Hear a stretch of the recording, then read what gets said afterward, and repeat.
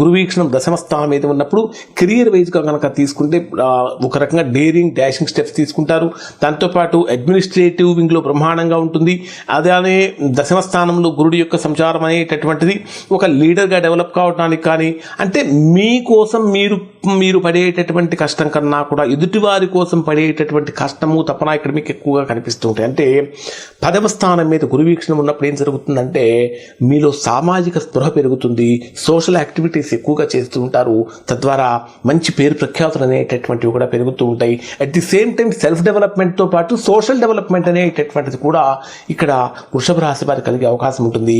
అయితే వృషభ రాశి వారికి కొంచెం గురుడు ప్రతికూలమైనటువంటి స్థానాల్లో ఉన్నటువంటి కారణం చేత గురువారం రోజున పసుపు రంగు వస్త్రాలు దానం ఇంకా ఇవ్వటం అనేటటువంటి చాలా మంచిది.